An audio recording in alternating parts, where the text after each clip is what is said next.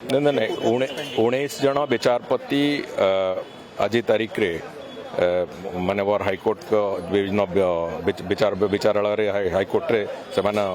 अच्छा उपस्थित अच्छा से 2 जनकर ए भितर बाहर को स्थानांतर होती एवं खूब शीघ्र विचारपति नियुक्ति बाबद में मानवर सुप्रीम कोर्ट को कलेजियम निष्पत्ति नेबे एभलिया एक स्थिति अच्छी एवं थरे सेटा हेले आमे जो आमर जेते अधिक जज मानकर संख्या ये वृद्धि पाई पारिबो निश्चित भाव में आमको अधिकरू अधिका मामला फैसला करने सुविधाजनक हम से राज्य सरकार भी चिंतित अच्छा एवं आगू भी से कथा को लेकिन केंद्र सरकार सहित आलोचना भी माननीय मुख्यमंत्री बहुत शीघ्र सुप्रीम कोर्ट कलेजियम से बाबद में निष्पत्ति नेला निश्चित भाव में नूतन भाव में जज मैंने ये योगदान करें बहुत शीघ्र हम से बाबद में सुप्रीम कोर्ट शुणु यहाँ सरकार रिलेटेड विषय नुहे से बाबद में संपूर्ण भाव में सुप्रीम कोर्ट कलेजियम ही निष्पत्ति नियंती तेणुक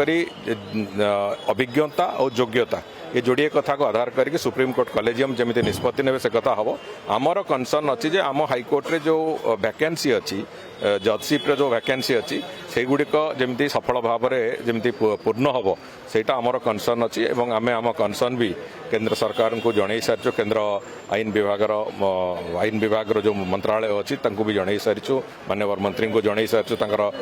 विगत गस्त समय भी जनईचु से कथा तेणुक आम आशा करुचु जे सुप्रीम कोर्ट कलेजियम से बाबद में जिते शीघ्र निष्पत्ति नब आमर ये जो जजशिप वैकेंसी अच्छी से कथा निश्चित भाव में पूरण हम से विषय सेटा एटी हुए ना ताकू वास्तव में तार जो व्यवस्था होची यूपीएससी तार जो तीन जन ऑफिसर ना को चयन करिकी ताकू दियंती एवं 3 जनकर ना आसला परे एठी राज्य सरकार से बाबद में निष्पत्ति नियंती एटा होची नहीं किछि अनियमितता है ना तेणुक एथिरे जो से कथा अच्छी यूपीएससी बैठक बसिला परे से माने निष्पत्ति नहीं कि से कथा जिते बड़े 3टी ना निर्धारण करके पठेबे राज्य सरकार से बाबद निष्पत्ति नहीं।